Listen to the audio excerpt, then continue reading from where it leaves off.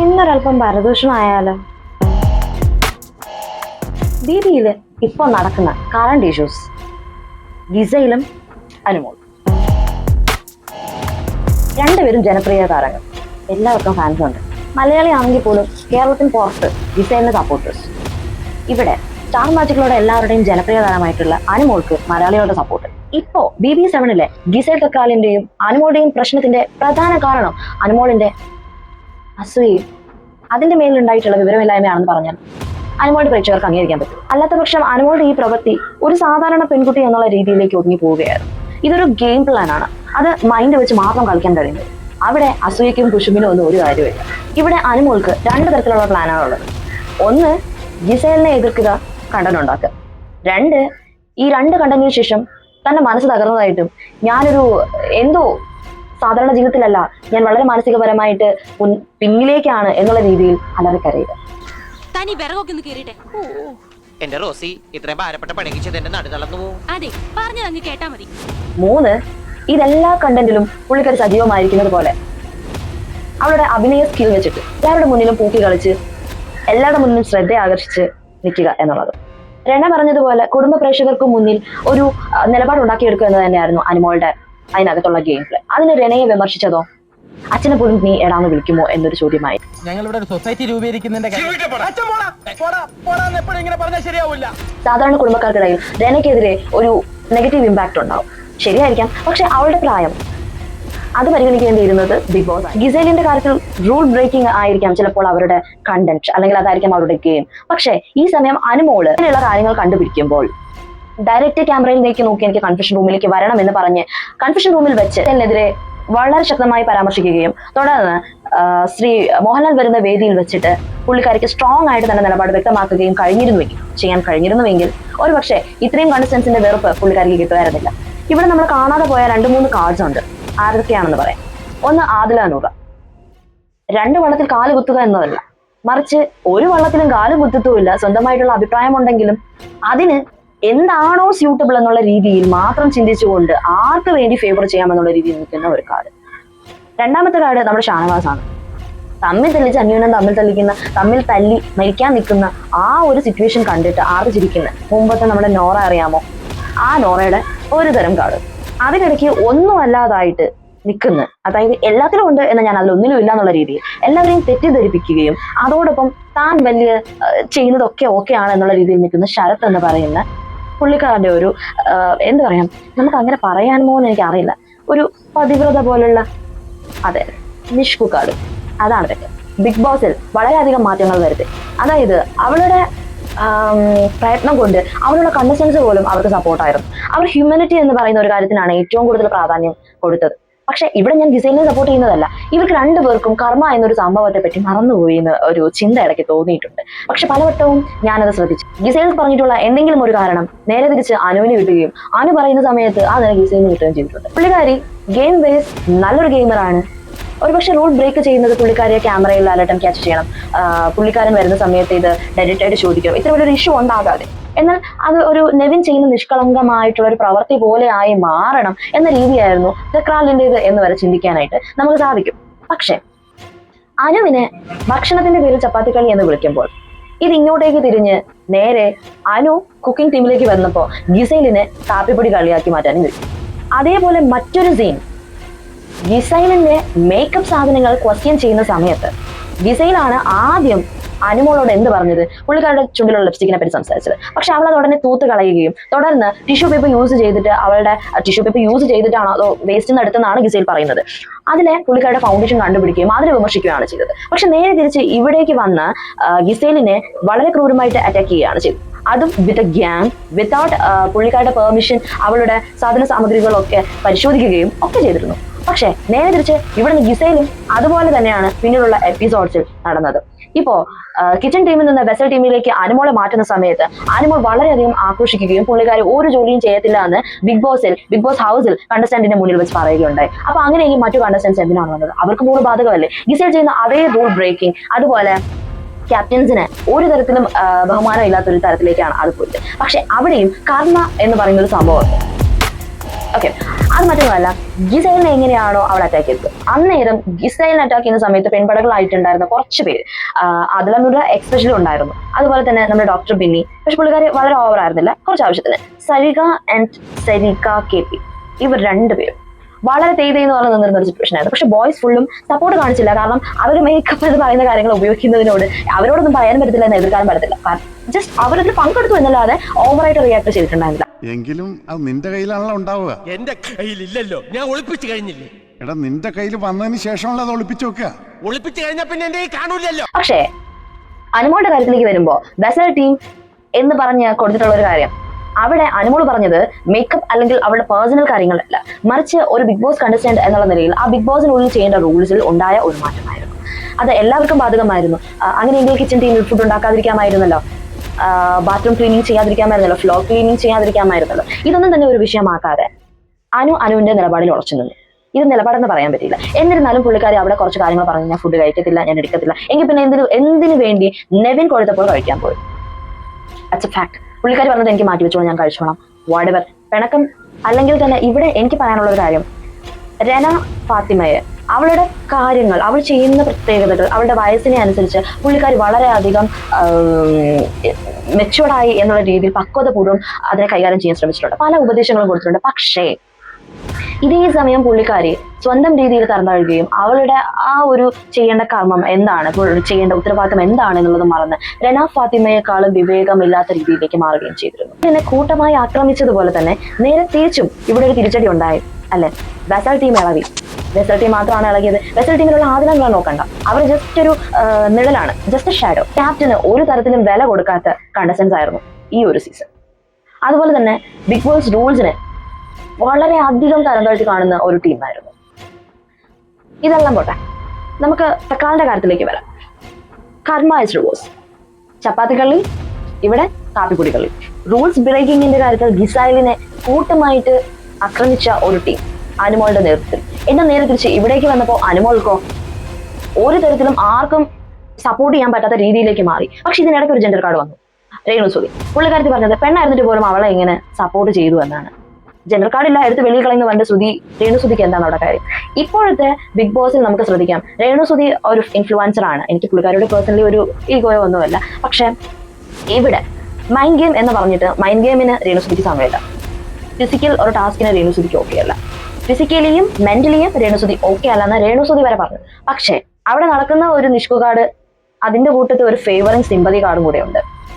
സുധിയുടെ പേര് പറഞ്ഞ് അല്ല, അത് ഓക്കെ വിട്ടേക്കും. ബാക്കിയുള്ള കണ്ടസ്റ്റൻസിന്റെ മുന്നിൽ എനിക്ക് ഓക്കെ, ഞാൻ അങ്ങനെ ഇങ്ങനെയൊക്കെ ചിന്തിക്കുമ്പോൾ അവർക്കും വൈകാരികളില്ലേ? പക്ഷെ ഇവിടെ വിമർശിക്കേണ്ടത് രേണുസുതിയെ, ബിഗ് ബോസിനെ തന്നെയാണ്. കാരണം വൈകാരികമുള്ള കണ്ടസ്റ്റൻസ്, നമുക്ക് എത്രയോ കണ്ടസ്റ്റൻസിലേക്ക് വളരെ ചുറുചുറുക്കോടെയുള്ള ഹാപ്പി ആയിട്ട് ഇരിക്കാൻ പറ്റുന്ന, നല്ലൊരു രീതിക്ക് പെർഫോം ചെയ്യാൻ പറ്റുന്ന എത്രയോ കണ്ടസ്റ്റൻസ് ഉണ്ട്. അവരെ കൊണ്ടുവരാതെ ശാരീരിക ബുദ്ധിമുട്ടുള്ളവർക്കും നമുക്ക് ചില പറയാം, ഒരുപക്ഷെ യൂട്യൂബിലും നമ്മുടെ ഈ സമൂഹ മാധ്യമങ്ങളിൽ മുൻകൂർ നിൽക്കുന്ന ആളുകളെ ആയിരിക്കും കൂടുതൽ ഉദ്ദേശിക്കുന്നത്. എന്നിരുന്നാലും ഒരു ഗെയിം ആകുമ്പോൾ അത് കണ്ടുകൊണ്ടിരിക്കാൻ ഒരു ഇത് തോന്നും. പക്ഷെ ഇവിടെ കണ്ടന്റ് എന്ന് പറയുന്ന കാര്യം വളരെ കുറച്ചേ ഉള്ളൂ. ഒന്നുകിൽ ഒരാളുടെ മേക്കപ്പ് കാര്യങ്ങൾ കണ്ടുപിടിച്ചെടുക്കുക, അല്ലെങ്കിൽ ഫുഡ് കേട്ടതിന് എന്നുള്ള കാര്യങ്ങളല്ലാതെ വലിയ കോൺസിക്വൻസ് ആയിട്ടുള്ള കാര്യങ്ങളില്ല. അല്ലെങ്കിൽ നമുക്ക് കണ്ടുകൊണ്ടിരിക്കാനുള്ള ഹാപ്പിയസ്റ്റ് ആയിട്ടുള്ള കാര്യങ്ങളില്ല. കുശുമ്പ് പരദൂഷണം നോണ. That's it. ഗിസൈൽ തക്രാലിനെ കൂട്ടമായി ആക്രോശിക്കാൻ അന്ന് വന്ന ടീമിൽ ഇവിടെ രണ്ട് കാര്യങ്ങൾ ഒരുപോലെ നടന്നു. മനസ്സിലായോ? മുൻപ് അനുവിനെ സപ്പോർട്ട് ചെയ്തുകൊണ്ടിരുന്ന ശൈത്യ മൊത്തത്തിൽ അങ്ങ് പുള്ളിക്കാരിയെ ഇഗ്നോർ ചെയ്തു. ഇവിടെ ആര്യൻ തനിക്ക് ആ മുട്ടത്തൊപ്പിയില്ലേ, അതിന്റെ പേരിലുണ്ടായ പ്രശ്നത്തിന് മുന്നിൽ അനുവിനെ സപ്പോർട്ട് ചെയ്യുകയും തുടർന്ന് പുള്ളിക്കാരൻ എന്തൊക്കെയാണ് ചെയ്തു കൂട്ടുന്നതെന്നുള്ള ഒരു ഒരു ഒരു ഒരു സ്റ്റേബിലിറ്റി ഇല്ലാതെ ഗിസൈലിന്റെ അടുത്ത് നിന്ന് ഏകദേശം ഒരു ദൂരം വരികയും ചെയ്തു. ഇവിടെ രണ്ടു പേർക്കും അവരവരുടെ സപ്പോർട്ടേഴ്സിന് എന്ന് വാലുകളെ നഷ്ടമായി എന്ന് തന്നെ പറയാം. എന്നാൽ ഇവരുടെ ഇടയിൽ, ഇവരുടെ ഈ പ്രശ്നങ്ങൾക്കിടയിൽ ആരും ശ്രദ്ധിക്കാതെ പോയ രണ്ട് പ്ലേയേഴ്സ് ഉണ്ട്. ഒന്ന് അനീഷും, രണ്ട് അഭിലാഷും. സേഫ് പ്ലേ അല്ല, എല്ലാ കാര്യങ്ങളും ഇടപെടുന്നുണ്ട്. എല്ലാ എവിക്ഷൻസിലും ചില സമയങ്ങളിലൊക്കെ നോമിനേറ്റും കാര്യങ്ങളൊക്കെ വരാറുണ്ട്. പക്ഷെ അവരുടേതായിട്ടുള്ള നിലപാടുണ്ടായിരുന്നു. റെനയുടെ കാര്യത്തിൽ അന്ന് ശൈത്യ പുള്ളിക്കാരിയുടെ ഇമോഷൻ പറഞ്ഞൊക്കെ അറിയുന്ന സമയത്ത് പോലും തൻ്റെ അതായത് പുള്ളിക്കാരൻ കുറച്ച് അഗ്രസീവ് ആയിരുന്നു എന്നിരുന്നെങ്കിൽ പോലും ഒരാളുടെ ഫീലിങ്സിനെ മാനിക്കുകയും അവിടെ ഒരു ഈക്വലിറ്റി വേണം എല്ലാ കാര്യത്തിലും ഗിസൈൽ ആൻഡ് ആര്യൻ അതല്ലെങ്കിൽ ഷാനവാസ് ഇവരായിരിക്കരുത്, എല്ലാവർക്കും ഒരുപോലെ തുല്യരാണ്, എല്ലാവരും കണ്ടസ്റ്റൻസ് ആണ് എന്നുള്ള രീതിയിലേക്ക് കൊണ്ടുവന്നത് അഭിലാഷ് ആയിരുന്നു. പക്ഷെ അവിടെ അഭിലാഷിന്റെ അഗ്രസീവ് ആയിട്ടുള്ള പെരുമാറ്റമാണ് അഭിലാഷിന് ഒരു നെഗറ്റീവ് ഇമ്പാക്ട് ഉണ്ടാക്കി കൊടുത്തത്. പക്ഷെ അനീഷ സേഫ് പ്ലെയർ ആണ്, എന്നാൽ സ്ട്രോങ് കണ്ടസ്റ്റന്റ് ആണ്, എല്ലാ കാര്യത്തിലും മുൻപന്തിയിലുമാണ്. അതുകൊണ്ട് പുള്ളിക്കാരനെ നമുക്ക് സേഫ് പ്ലെയർ എന്നുള്ള രീതിയിലേക്ക് മാറ്റാൻ പറ്റില്ല. ആക്റ്റീവ് ആയിട്ടുള്ള ഒരു കസ്റ്റമർ തന്നെയാണ്. പക്ഷെ പുള്ളിക്കാരന്റെ നിലപാടുകൾ വ്യക്തമായിരുന്നു. അതിന്റെ നെഗറ്റീവ് ഇമ്പാക്റ്റും എല്ലാ കാര്യങ്ങളും അവിടെ സ്പഷ്ടമായിരുന്നു. ആസ് എ ഗെയിം എന്നുള്ള നിലയിൽ ഒരു ഗെയിമിൽ ഇപ്പൊ നമ്മൾ ചിന്തിക്കുക, ഇപ്പൊ നിങ്ങൾ ചിന്തിക്കുന്നത് പറയാൻ പോകാൻ ഉദ്ദേശിക്കുന്ന ഒരു കാര്യം എന്തുകൊണ്ടാണ് അപ്പൊ പിന്നെ അപ്പാനിയും അനുമോളും അന്ന് അനീഷിനെ സപ്പോർട്ട് ചെയ്തിട്ടും അനീഷ് തിരിച്ചു പറഞ്ഞു എന്നുള്ളത്. പക്ഷെ ഇവിടെ നമ്മൾ ചിന്തിക്കേണ്ട ഒരു കാര്യം, ഇതൊരു സെൽഫ് പ്ലേ ആണ്. പുള്ളിക്കാരൻ തിരഞ്ഞെടുക്കുന്നത് പുള്ളിക്കാരന്റെ ആവശ്യങ്ങൾക്ക് വേണ്ടിയിട്ട് അത് നിറവേറ്റി കൊടുക്കാൻ കഴിയുന്ന 2 പ്ലെയേഴ്സിനെ ആയിരുന്നു. പക്ഷെ അവിടെ അനീഷിനെ സപ്പോർട്ട് ചെയ്യാനായി അനീഷ് തിരഞ്ഞെടുത്തത് അപ്പാനി ശരത്തിനെയും അനുവിനെയും ആയിരുന്നുവെങ്കിൽ അവർ പറഞ്ഞു അവിടെ 100% അവർ കൊടുക്കുമെന്നും. പക്ഷേ ഇത്രയും കണ്ടസ്റ്റൻസ് അവിടെ അവരുടെ മാക്സിമം എഫേർട്ട് ഇട്ട് ആ ഒരു കീ ഉപയോഗിച്ച് ആ പെട്ടി തുറക്കാൻ ശ്രമിച്ചിട്ട് എത്ര സമയം കഴിഞ്ഞിട്ടും അവർക്ക് ചെയ്യാൻ കഴിഞ്ഞില്ല. എന്നാലും റൂൾ ബ്രേക്ക് ചെയ്തൊരു മാക്സിമം അനു അതിനകത്തേക്ക് ചാടാൻ ശ്രമിച്ചു. എന്നിട്ടും അവർ പറഞ്ഞത് എന്താണ്, ഞങ്ങൾ മാക്സിമം അനീഷിനെ സപ്പോർട്ട് ചെയ്യാൻ ശ്രമിച്ചു, പക്ഷെ പറ്റിയില്ല എന്നുള്ളത്. ഇവിടെ രണ്ടാമത്തെ കാര്യം, അനീഷിന് അത്രയും പോയിന്റ്സിൽ ബാക്ക്വേർഡ് ആയിരുന്നിട്ട് പോലും 3 കോയിൻസ് ആണ് ലഭിച്ചത്. ബാക്ക്വേർഡ് ആയിരുന്നു പോലും സ്വന്തം പ്രയത്നം കൊണ്ട് മാത്രം പുള്ളിക്കാരൻ ഒറ്റയടിക്ക് 1ാമത്തെ പൊസിഷനിലെത്തി.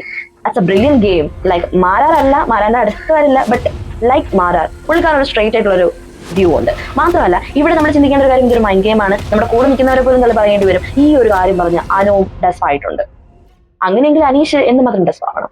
എത്രത്തോളം അറ്റാക്കുകളാണ് പുള്ളിക്കാരൻ നിസ്സാരമായിട്ട് ചേർത്ത് നിന്നത്. പക്ഷെ ഷാനവാസിന്റെ ക്യാപ്റ്റൻസി വരുമ്പോൾ പുള്ളിക്കാരൻ കുറച്ചുകൂടെ ഹൈ ആയിരുന്നു. പുള്ളിക്കാരന്റെ വാക്കിന് വിലയുണ്ടായിരുന്നു. കാരണം എന്തുകൊണ്ടാണ്, ഷാനവാസ് എല്ലാ കാര്യത്തിലും ഇടപെടാതെ എന്തെങ്കിലും ഒരു പ്രത്യേക ഇഷ്യൂ വലിയ കാര്യങ്ങൾ ഉണ്ടാകണം, ആ ഒരു സമയത്ത് ഇടപെടാം എന്നുള്ള രീതിയിലുള്ള മൈൻഡ് സെറ്റ് ആയിരുന്നു. ഇവിടെ അനീഷ് എല്ലാ കാര്യത്തിലും ഇടപഴകുകയും അതോടൊപ്പം തന്നെ എന്തെങ്കിലും തീരുമാനങ്ങൾ ഉണ്ടാക്കണമെങ്കിൽ അതിനൊക്കെ നേതൃത്വം കൊടുക്കുകയും പറ്റുന്ന ഒരു പെർഫെക്റ്റ് നേതാവായിട്ട് മാറുകയും ചെയ്തു. ഗിസൈലിന് നേരെ വന്ന അറ്റാക്ക് നേരെ തിരിച്ച് അനുവിന് നേരേക്ക് ആകുമ്പോൾ ഗിസൈലിന് എത്രത്തോളം അറ്റാക്ക് വന്നോ, പക്ഷെ ഗിസൈലിന് ആ അറ്റാക്ക് അതിന്റെ തോത് കുറയ്ക്കാൻ കഴിഞ്ഞു. ആ ഒരു നൈറ്റ് ആ ഒരു ടൈമിൽ മാത്രം ഉണ്ടായിരുന്ന ഗിസൈലിന് കിട്ടിയ അറ്റാക്ക് പിറ്റേ ദിവസം ഗിസൈല് അത് മറന്നു, അതിന്റെ കാഠിന്യം കുറഞ്ഞു വന്നു. പക്ഷെ ഇവിടെ അനുമോളുടെ കാര്യത്തിലേക്ക് വരുമ്പോൾ അനുമോൾ 2 days ആയിട്ട് ആ ഒരു വിഷയത്തെ വളരെയധികം സെൻസിറ്റീവ് ആക്കിക്കൊണ്ടിരുന്നു.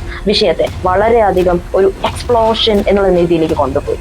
മാത്രമല്ല അവിടേക്ക് വരുമ്പോൾ അനുമോൾക്ക് കിട്ടിയിട്ടുണ്ടായിരുന്ന നെഗറ്റീവ് ഇമ്പാക്ട് കണ്ടസ്റ്റൻസിന്റെ ഇടയിൽ വളരെ വലുതായിരുന്നു. ചിലപ്പോൾ ക്യാമറ ശ്രദ്ധ കിട്ടാൻ വേണ്ടി ചെയ്യുന്നതാകാം, കണ്ടന്റിന് വേണ്ടി ചെയ്യുകയാകാം. പക്ഷെ വളരെ ചീപ്പായിട്ടുള്ള കുറച്ച് സ്ട്രാറ്റജിയാണ് അനുമോൾ കീപ്പ് ചെയ്തത്. പുള്ളിക്കാരിയുടെ വയസ്സിനും, അല്ലെങ്കിൽ അത് നമുക്ക് വയസ്സ് പറയേണ്ട, പ്രായം പറയേണ്ട, ഓക്കെ വാട്ടെവർ, അത് ചിലപ്പോൾ പറയേണ്ട ആവശ്യമില്ല. പക്ഷെ പുള്ളിക്കാരിയുടെ ഒരു നമുക്കറിയാലോ, ഒരു പേഴ്സൺ ആസ് എ പേഴ്സൺ എന്നുള്ള നിലയിൽ നമുക്കൊരു ഗെയിം പ്ലാൻ ഉണ്ടാവാം. ആ ഗെയിം പ്ലാൻ എന്ന് പറയുന്നത് നിസാരം ഒരു പ്രതികാര മനോഭാവമാക്കി മാത്രം മാറ്റിക്കൊണ്ട് നിന്ന് അനുമോൾ മുന്നേറിക്കൊണ്ടിരുന്നു. അനുമോൾക്കെതിരെ തിരിഞ്ഞത് മൊത്ത കണ്ടസ്റ്റൻസ്. ഒറ്റ തരത്തിലും അമ്പിനും വില്ലിനും അടുക്കാത്ത അനീഷിനെ കുറ്റം പറഞ്ഞ ആളുകൾ എന്തുകൊണ്ട് അനുമോളിനെ പറഞ്ഞില്ല? അനുമോൾ ഫുഡ് വേണ്ടേ വേണ്ട എന്ന് പറഞ്ഞ് വാശി പിടിച്ച് വ്രതം എടുത്തിരുന്ന അനുമോൾക്ക് നെവിൻ കൊടുത്തത് പുള്ളിക്കാരൻ മറ്റു കണ്ടസ്റ്റൻസിന് കൊടുക്കാൻ പറ്റുന്ന സാധനങ്ങളാണ്. അത് തിന്നിട്ട് പോലും നേരെ തിരിച്ച് നെവിനെ കുറ്റം പറഞ്ഞ അനുമോൾ. എന്തുകൊണ്ട് ഇവിടെ ആ ഒരു ഇത് വരുന്നില്ല, ആ ഒരു ഈക്വാലിറ്റി വരുന്നില്ല? ഒരുപക്ഷെ അനുമോളെ സപ്പോർട്ട് ചെയ്ത് നമ്മൾ കേരളക്കരെ ആകെ അനുമോളെ കണ്ട് ശീലിച്ചത് കൊണ്ടാകും. പക്ഷെ ഇവിടെ ഗെയിം പ്ലാനിലേക്ക് വരുമ്പോൾ ആക്ച്വലി ഒരു ഗെയിമറിനെ തന്നെയാണ് നമ്മൾ തിരഞ്ഞെടുക്കേണ്ടത്. ഗിസൈലിന്റെ കാര്യത്തിലേക്ക് വരുമ്പോൾ ഗിസൈൽ ഒരു മലയാളിയല്ല. പക്ഷെ ഗിസൈലിനോട് അനുമോൾ പെരുമാറുന്ന രീതി വളരെ താഴ്ന്ന രീതിയിലാണ്. ഒരുപക്ഷെ പുള്ളിക്കാരിക്ക് ഭാഷ അറിയില്ലാത്തത് കൊണ്ടായിരിക്കാം, അതല്ലെങ്കിൽ പുള്ളിക്കാരിക്ക് വ്യക്തമായിട്ടൊരു നിലപാടുണ്ടായിരിക്കാം. ഇത്രയൊക്കെ പ്രശ്നങ്ങൾ ഉണ്ടായിട്ട് പുള്ളിക്കാരിയുടെ ഒരു ഭാഷയുടെ രീതി, ആ പുള്ളിക്കാരി പെരുമാറുന്ന രീതി, അതൊക്കെ തന്നെയാണ് പുള്ളിക്കാരിയുടെ ഗെയിമിന്, പുള്ളിക്കാരിയുടെ ആ ഒരു ക്യാരക്ടറിന് കുറച്ചുകൂടെ ഭംഗി കൊടുത്തത്. പക്ഷെ ഇവര് ആദ്യത്തെ ഒരു സെക്ഷൻ, അതായത് ആര്യനെ ക്യാപ്റ്റനായിട്ട് എടുക്കുന്നതിന് തൊട്ട് മുന്നേ വരെ എല്ലാവരും ഇവരെ ഹ്യൂമനിറ്റിയുടെ പേരിൽ എന്ത് ചെയ്തു, മുന്നോട്ട് കൊണ്ടുപോയി. പക്ഷെ ഇതേ ഹ്യൂമനിറ്റി അതിനുശേഷവും പിടിച്ചോണ്ടിരുന്നപ്പോൾ എന്ത് പറ്റി? അത് തിരിച്ചടിയായി. കാരണം അത് അവരുടെ പ്രവർത്തനമാണെന്നുള്ള രീതിയിലേക്ക് മാറാൻ തുടങ്ങി. പക്ഷെ ഇവിടെയും എന്നിട്ടും ഗിസയിൽ ഒരു ഡൗൺ ആയതുപോലെ ആ പുള്ളിക്കാരി കുറച്ചൊന്ന് അപ്സെറ്റ് ആകുന്നത് പോലെ മാറിയെങ്കിലും പുള്ളിക്കാരിയുടെ ഗെയിം ആൻഡ് പുള്ളിക്കാരിയുടെ കാര്യങ്ങളെല്ലാം പക്ക ഓക്കെയാണ്. മാത്രമല്ല സെക്കൻഡ് ടൈമുള്ള അറ്റാക്ക് ശരിക്കും ഒരു ഫിസിക്കൽ അസാൾട്ട് തന്നെയാണ്. മെന്റലി ഓക്കെ അല്ല എന്നുള്ള രീതിയിൽ നിൽക്കുന്ന ഒരാൾക്ക് എന്തുകൊണ്ട് അപ്പാനി ശരത്തിനെ കയറ്റം ചെയ്തില്ല? അപ്പാനി ശരത്തല്ലേ ശരിക്കും ഇത്രയും പ്രശ്നത്തിലേക്ക് വരേണ്ടത്. ഒന്നാമത്തെ കാര്യം, ഇവിടുന്ന് അതായത് ബിഗ് ബോസിൽ നിന്ന് പുറത്തു പോയ RJ ബിൻസിയുമായിട്ടുള്ള പ്രശ്നം. അതൊരു പക്ഷേ സേഫ് ആക്കിയ ആ ഒരു ഫാമിലിയെ സേഫ് ആക്കിയതായിരിക്കും, ആവശ്യമില്ലാത്തൊരു പ്രശ്നം വേണ്ടെന്നുള്ള രീതിയിൽ ബിൻസി ചിലപ്പോൾ പുറത്ത് എവിക്റ്റായതായിരിക്കും.